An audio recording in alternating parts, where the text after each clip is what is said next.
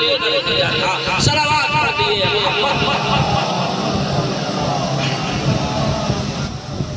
کا اخلاق کیسا تھا کہ ظلمت میں تاریکی میں آپ آئے مگر جدھر جاتے چلے گئے آپ نے اخلاق کی وہ روشنی پھیلا دی کہ کفار و مشرکین کو اسلام سے آشنا کرایا, ان کو صاحب اسلام بنایا, صاحب ایمان بنایا, اور ایسا بنا دیا کہ اگر کوئی بیزر آیا تو اس کو ابوذر بنا دیا, کوئی کہیں سے آیا تو اس کو سلمان نے فارسی بنا دیا, کسی کو یوسف تمار بنا دیا, کسی کو مالک اشتر بنا دیا. یہ سب کیا ہے؟ یہ اخلاق کی بلندی ہی تو تھی. اب ہمیں افسوس کے ساتھ کہنا پڑتا ہے کہ پیغمبر اسلام کا اخلاق کیا تھا کہ جو اسلام پرست نہیں تھے ان کو صاحب ایمان بنا دیا, مسلمان بنا دیا. مگر ہمارا مزاج کیا ہے کہ جو مسلمان بھی ہیں ان پہ کفر کا فتویٰ لگاتے چلے جاتے کہ یہ کافر ہے, یہ کافر ہے, وہ کافر ہے. اب انصاف سے بتائیے کہ حضور کا کام تو یہ تھا کہ جو ہمارے مذہب میں نہیں ہے اخلاق و کردار کے ذریعے سے ان کو اپنے مذہب میں داخل کیا جائے. مگر ہمارا مزاج یہ ہے کہ جو داخل اسلام ہے ان کو بھی خارج اسلام کیا جا رہا ہے. تو بتائیے ان کا مشن کیا تھا اور ہمارا مشن کیا ہے؟ صلوات پڑھیے.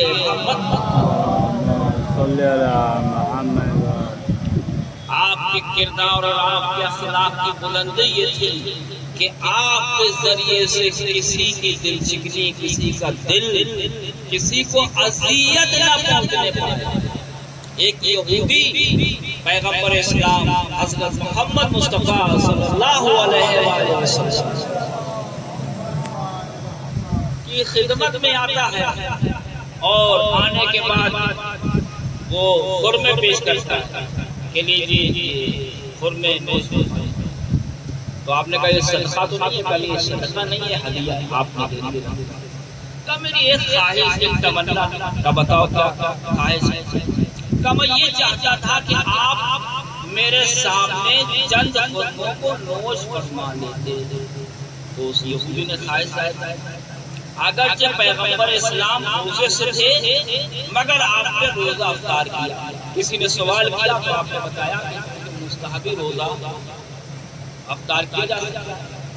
یہ تو ایک شرعی معاملہ ہے, لیکن اس کے درپردہ ایک اخلاقی اعتبار سے پیغمبر اسلام یہ سمجھانا چاہتے تھے کہ دیکھو یاد رکھنا کہ میں ایک مستحبی روزہ کو توڑ سکتا ہوں لیکن کسی یہودی کا دل نہیں توڑ سکتا.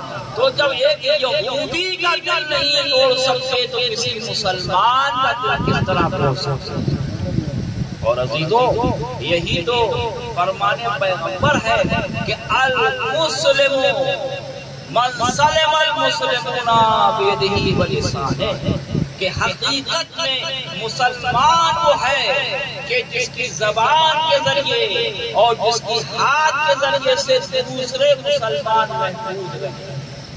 اگر دوسرے مسلمان ہمارے ہاتھ اور ہماری زبان کے ذریعے سے اگر محفوظ رہتے ہیں تو ہم مسلمان ہیں. اور اگر کسی بھی, اب آپ بتائیے المسلم من سلم المسلمون, مسلمان وہ ہے کہ جس کے ہاتھ سے کائنات کے تمام مسلمان محفوظ رہیں, اس کی زبان کے ذریعے اور اس کی ہاتھ کے ذریعے.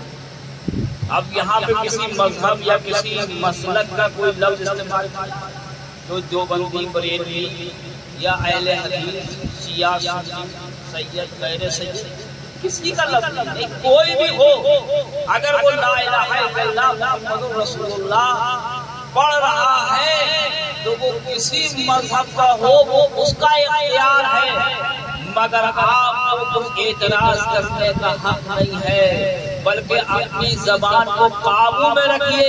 ادھر کچھ آپ نے اس کے خلاف استعمال کیا وہ تو رہے گا دائرہ اسلام میں, مگر آپ دائرہ اسلام سے خارج ہو جائیں گے. صلوات پڑھیے.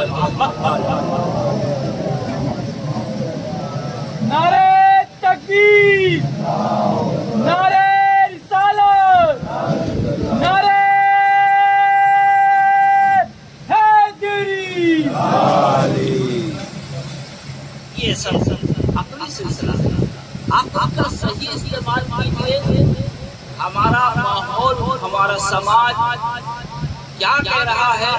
نہیں، آپ کو اللہ نے یہ جو عقل دی ہے بار بار غور کیجیے، بار بار سوچیے، بار بار فکر کیجیے کہ کیا صحیح ہے. پہلے غور کیجیے، فکر کیجیے، بعد میں پھر کچھ بولیے.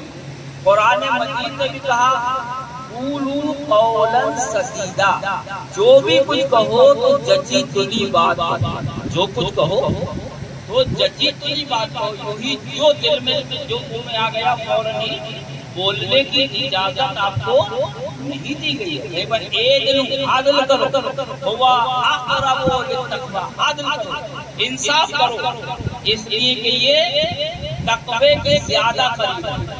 اگر متقی بننا ہے تو عدالت سے کام لینا پڑے گا.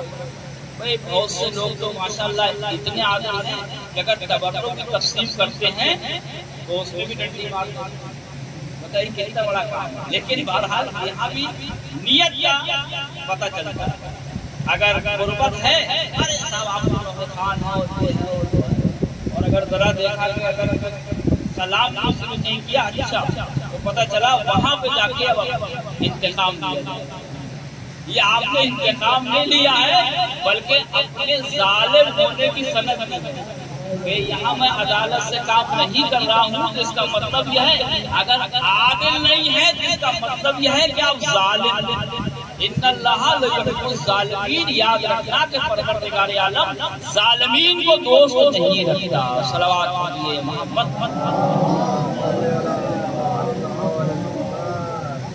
ایسے اگر فیصلے پہ چلے گئے دیکھ لیا بھائی کون پہلے جو ہے سب جائزہ لے لیا اور جائزہ لے کر پھر بولے یا جہاں پہنچے کہ کچھ تحفہ پہنچ گئے تو تحفہ ہی ہے، تحفہ ہی بنی لگا ہے تو ادھر کی کہیں گے کہ ادھر معاملہ دیکھا گیا کیا یا ناشتہ اچھا ہوگا، کھانے پینے کو ملے گا. تو یہ سب کر کے آپ جو ہے سماج میں تو کچھ بھی بن سکتے ہیں لیکن قرآن کی نظر میں ظالم. قرآن نے تو یہ بھی کہا کہ سنانا قوم، کسی قوم کی دشمنی اللہ تعالیٰ تمہیں اس بات میں آمادہ نہ کرے کہ تم عدالت سے کام نہ لو. ہوگی تمہاری کوئی دشمنی، اگر کوئی من مٹاؤ ہے تو وہ الگ ہے، مگر تم اگر فیصلہ کرنے کے لیے آئے ہو تو عدل سے کام لو. اگر تمہاری نیت میں ذرہ برابر کھوٹ ہو گئی تو ساری عبادتیں تمہاری برباد ہو گئی. پھر ایسے ہے کہ جیسے تم نے بغیر وضو کے عبادت کرنی، نماز پڑھ لی تو نماز ہی نہیں ہے. اسی طرح ادھر عدالت گئی اور سارے اعمال آپ کے رد کر دیے جائیں گے. صلوات پڑھیے محمد. تو بہت بڑی ذمہ داری ہے. اس ذمہ داری کو سمجھیے. ہر آدمی کی ہر جگہ پہ ذمہ داری ہے. اور دیکھیے قرآن نے کہا کہ وَلْكُمْ مَا تَعْوَلَ کہ نکاح کرو جو تم کو پسند آئے، مثنیٰ ثلاثہ رباع، 3 2 3 4. اب کوئی صاحب ہے کہ آدمی اپنے مرتبہ کی چیز لے لیتا ہے. اب کسی نے کہا کہ لا تقربوا الصلاۃ، پڑھ تو دیا کہ نماز کے قریب نہ کریں. کوئی قرآن کی آیت ہے کہ نماز کے قریب نہ کریں.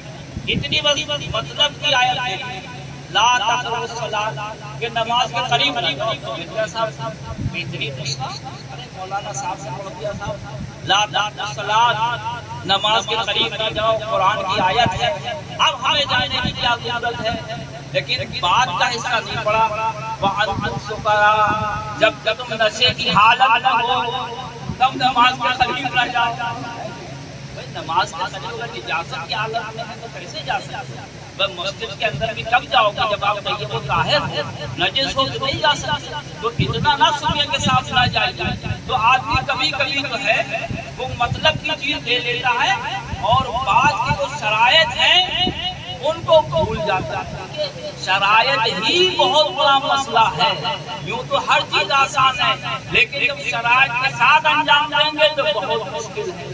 لیکن بعد میں قرآن نے اسی طرح کہا لیکن اگر تمہیں عدالت کا خوف ہے فواحدہ، لیکن عدالت نہیں کر سکتے، اگر انصاف نہیں کر سکتے تو تمہیں ایک کے علاوہ قطعاً اجازت نہیں۔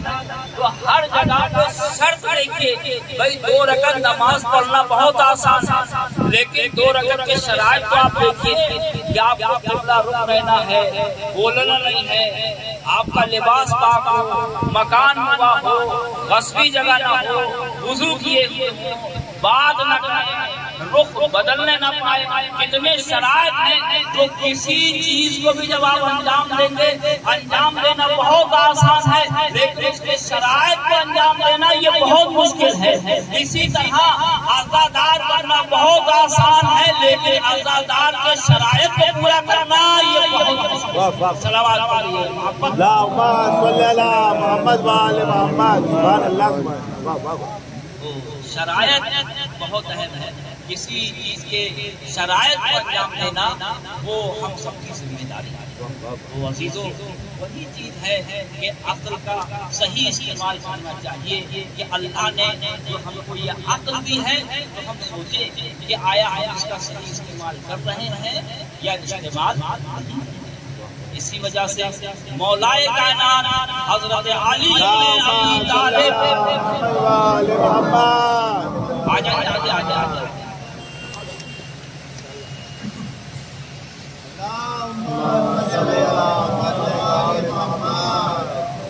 تو بہرحال عقل کا بہت بڑا درد ہے۔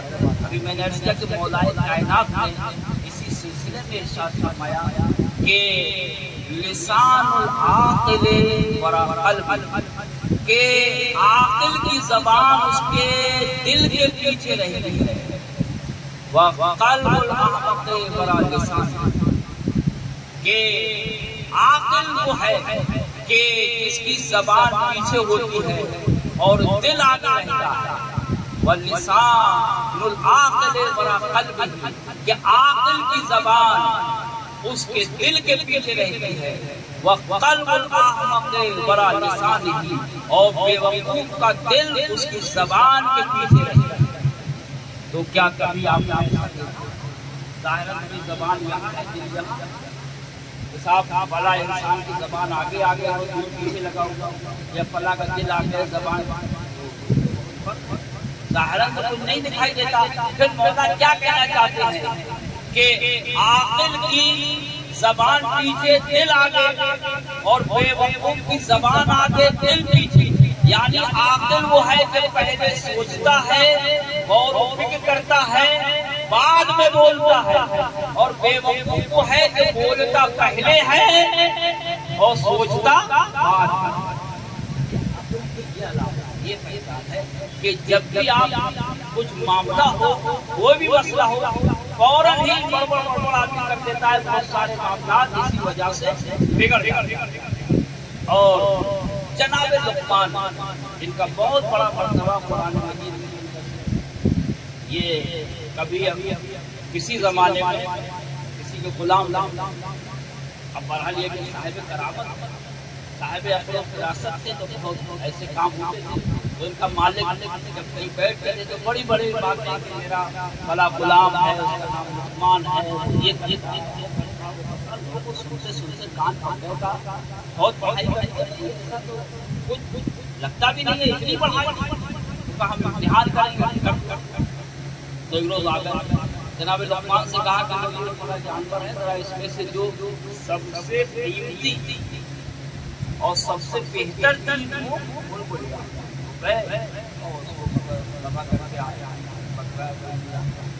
اور زبان اور دل لا کر یہ ہے سب سے بہتر۔ پھر کہا ایک اور جانور دیا، کہا اب وہ لے کر آؤ جو ان میں سب سے زیادہ بہتر ہے۔ وہ گئے اور زبان کر کے لا، حیرت میں پڑ گئے۔ مالک سے کہا بھائی آپ بڑے بڑے گن گاتے تھے، بڑی تعریف کرتے تھے، اور آپ نے جو آزمایا بھی ہے؟ کہا نہیں میں نے خوب آزمایا۔ دیکھیے ایک کیا، کہا بھائی جو کیا آپ ہی سے معلوم کرو، یہ خود بتائیں۔ کہا بتائیے، وضاحت کیجیے۔ جب اس نے کہا سب سے بہتر چیزیں لے کر آؤ، آپ صلوات پڑھیے.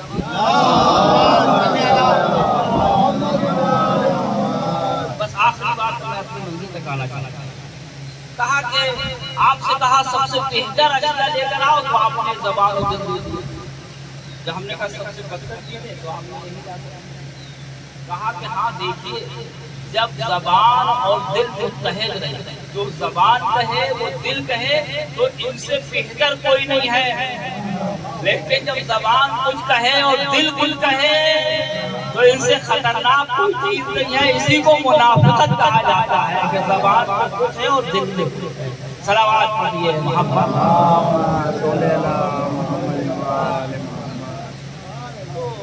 یہ ضروری ہے کہ ہم ہر چیز کو عقل کی کسوٹی پہ رکھیں کہ کیا بہتر ہے اور کیا بہتر ہے. اور ان دونوں چیزوں کا بہت بڑا اسلام ہے زبان اور دل. قرآن نے کہا لما تقولون ما لا تفعلون کہ ایسی باتیں کیوں کرتے ہو کہ جس پہ عمل نہیں کرتے. تو کہا کہ اتامرون الناس بالبر وتنسون انفسکم کہ تم دوسرے لوگوں کو تم نیکی کا حکم دیتے ہو مگر اپنے آپ کو بھلا دیتے ہو. یعنی قرآن بتا رہا ہے کہ پہلے اپنے آپ کو سنوارو, پہلے اپنے نفس کی اصلاح کرو, بعد میں معاشرے کی اصلاح کرو. اگر تم اپنے آپ کی اصلاح نہیں کر سکتے تو پھر معاشرے کی اصلاح کہ وہ عالم بے عمل ہے. اس کی مثال ایسے ہے کہ جیسے کسی اندھے کے ہاتھ میں چراغ, دوسرے لوگ اس سے روشنی حاصل کریں لیکن وہ اتنا بدنصیب ہے.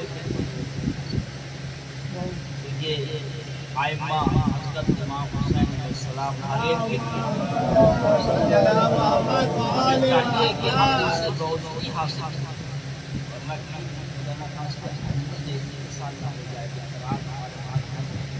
دوسرے جو روشنی حاصل کریں. میں نے دیکھا بعد میں گیا جب تعزیہ برآمد ہوتا تو غیر مسلم اپنے بچوں کو تعزیہ کی علم کے نیچے سے نکالتا, وہ ہوا دے رہے, ان کو شفا مل رہی ہے. خلوص ان کی بارگاہ میں خلوص دیکھا جائے. آؤ خلوص کے ساتھ. خلوص ہے کوئی بھی ہم تو یا حسین حسین کرتے رہ جائیں, لیکن اگر خلوص دوسروں کو یہاں ہے تو ان کو فائدہ. بس اس طرح سے میں آپ کو گزار کروں کہ جب کسی کی یہاں بھی ولادت ہوتی ہے تو کتنی خوشی کا اظہار کیا جاتا ہے. اور خاص طور سے بیٹے کی ولادت ہر معاشرہ, ہر ماحول, ہر خاندان خوشی کا اظہار کرتا ہے.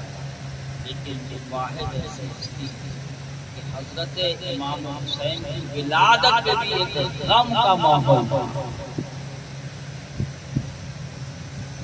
کہ پیغمبر اسلام سبب معلوم کا بیٹی یہ وہ بیٹا ہے کہ جس کو کربلا کے میدان میں 3 دن کا پیاسا شہید کر دیا جائے. ہزاروں روایتوں میں ہے ہر ایک کی فطرت الگ الگ ہے. کسی کا مزاج سرد ہوتا ہے, کسی کا مزاج گرم ہوتا ہے, کسی کو سردی میں نزلہ زکام, کسی کو گرمی میں نزلہ زکام, کسی کا کوئی مزاج آتا ہے, کسی کو پیاس کم لگتا ہے, کسی کو پیاس زیادہ لگتا ہے. وہ جو شوگر کی مریض ہے وہ بار بار مختلف طرح سے مزاج بھی ہوتا ہے. اسی طرح خاندان رسالت نے امام حسین کا مزاج یہ تھا کہ آپ کو پیاس زیادہ لگتا ہے, فطرتاً آپ زیادہ پیاس لگتا ہے. تو جناب صدیق کا ادارہ اپنا حسین پیاس کا بڑا اہتمام کیا کرتے تھے, خیال رکھتے. اور جب سے یہ سنا کہ یہ میرا مظلوم بیٹا, شہید بیٹا 3 دن کا بھوکا پیاسا شہید کر دیا جائے گا, تب سے اور زیادہ خیال رکھا. اٹھ کے رات کو اپنے مظلوم اور شہید بیٹے کو پانی پلایا گیا. اور اسی پیاس کا احساس تھا کہ جاتے جاتے جب دنیا سے جانے لگی تو طور سے وصیت کی کہ میرے بیٹے حسین کی پیاس کا خیال جناب زینب سے وصیت کی، اور یہی سبب ہے کہ شہزادی زینب حسین کو سیراب کیا کرتی۔ روایت ہے کہ ایک مرتبہ مولائے کائنات معصومہ کی طور پہ تلاوت دیکھا کہ قبر زینب الحسن سوال کیا، اے معصومہ کیا ہوا؟ اب کون سی مصیبت کا پہاڑ ٹوٹ گیا؟ تو آواز آئی، اے علی تم یہاں تلاوت کر رہے ہو، میرا حسین پیاسا ہے، میرا حسین پیاسا ہے، جاؤ میرے حسین کی خبر کرو۔ مولائے کائنات جو شرف میں آئے اور آ کر جامع آپ لیا، حسین کی خدمت پیش کیا۔ آقا حسین نے کیا، بابا وہ باہر کہا ہے جو اس کو ہمیشہ سیراب کیا تھا، یہ زینب آ گئی اور اپنے بھائی کو سیراب کر دیا۔ زینب نے جب اپنے بھائی کو سیراب کیا تو مولائے کائنات زار و فقار رونے لگے۔ اسی نے سبب گریہ معلوم کیا کہ مولا خوشی کا مقام ہے کہ طاہر اپنے بھائی کو سیراب کر رہی ہے۔ کہا نہیں نہیں، ارے تم مدینے کا منظر دیکھ رہے ہو، میری نگاہوں میں کربلا کا منظر ہے کہ ایک دن آئے گا کہ یہی حسین ہوگا کہ جو تڑپتا ہوگا، زینب آواز دے گی، اے پسر ساتھ تیری غیرت کو کیا ہو گیا کہ میرا ماجایا پیاسا جہاں ذبح کیا جا رہا ہے اور تو کھڑا دیکھ رہا ہے۔ ہاں زادارو، ایک وصیت وہ تھی کہ جس کو زینب نے مدینے میں پورا کیا، اور ایک دوسری وصیت اور تھی کہ جس کو زینب کربلا میں پورا کرنے کے لیے آئی ہے۔ ہاں زادارو، جب حسین اپنے اصحاب کے ساتھ کربلا کے تپتے صحرا میں شہید کر دیے گئے، لاشا بے گور و کفن پڑا ہوا ہے، اور اتنا ہی نہیں بلکہ آپ کا لاشا گھوڑوں کی ٹاپوں سے اس طرح پامال کر دیا گیا کہ زادارو ادھر کے گھوڑے ادھر، ادھر کے گھوڑے ادھر، درمیان میں لاش حسینی جب جانے والی بہن لاش کے قریب آئی تو کہا کہ میں نے تم سے کہا تھا کہ میرے بھیا کے لاشے پہ لانا، جو تم نے کہا لا کر کھڑا کر دیا۔ تو بیویوں نے کہا شہزادی آپ کے بھائی حسین کا لاشا ہے۔ کہا ہائے میرے اس بھائی کا لاشا ہے جس کو میری مادر گرامی نے چکیا پیس پیس کر پروان چڑھایا تھا۔ آزاداروں، اس کے بعد شہزادی زینب نے لاش حسین کا طواف کرنا شروع کیا، اور طواف کرنے کے بعد روایت بتاتی ہے کہ زینب طواف کرتی جا رہی ہے اور روتی جاتی ہے۔ سید سجاد نے معلوم کیا کہ اماں یہ طواف کیوں کر رہی ہے؟ کہا بیٹا سجاد، میں اپنی ماں کی وصیت کو پورا کرنا چاہتی ہوں۔ میری مادر گرامی نے کہا تھا کہ جب میرا بیٹا حسین کربلا میں شہید کر دیا جائے تو میری جانب سے اس کے جسم کا بوسہ لے لینا، مگر میرے بھیا کا سارا جسم زخمی ہے، ارے کوئی ایسا حصہ نہیں ہے جس سے ماں کی وصیت کو پورا کیا جائے۔ آخر میں زینب نے حسین کے کٹے ہوئے گلے پر اپنا منہ رکھ کر ماں کی وصیت کو پورا کیا اور دست ادب جوڑ کر کھڑی ہو گئی، بھیا حسین۔ زینب معذرت چاہتی ہے، زینب معذرت چاہتی ہے۔ عزاداروں، قیامت کا جملہ ختم اور دعا۔ پھر چوتھے امام نے معلوم کیا پھپھی اماں یہ معذرت کرنے کا کیا سبب ہے؟ تو آواز دیتے ہیں بیٹا یہ واقعہ مدینے کا ہے۔ ایک دن میں سین خانہ میں محو آرام تھی، ارے ایک مرتبہ میرے اٹھنے میں تاخیر ہو گئی تو یہی میرا بھیا تھا جس نے میرے اوپر اپنی آواز سے سایہ کیا تھا تاکہ سورج کی شعائیں مجھ تک نہ آنے پائیں۔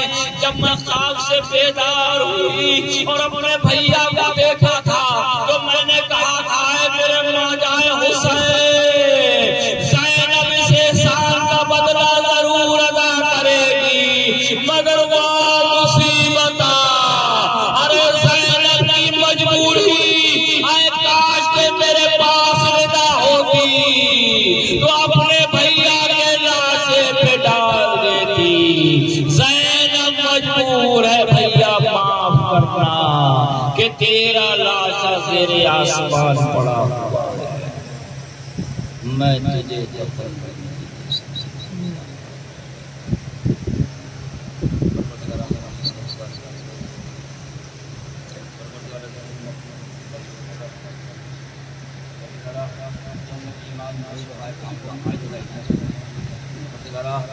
سب صلات و استغفار پروردگارا حاجت مند حاجت پروردگارا جہاں جہاں علیہ السلام نام جان مال عزت و حفاظت پروردگارا ہم سب میں اتحاد و اتفاق پروردگارا ہم سب سب سادگار امام زمانہ کے حضور نے تعلیم فرمایا بارے دیگر آپ کا سماس ہے کہ ایک مرتبہ سورہ الحمد اور تین مرتبہ سورہ توحید کی تلاوت فرما کر جناب شاکر حسین میرے صابر حسین اور جملہ متعلقین مرحومین و مرحومات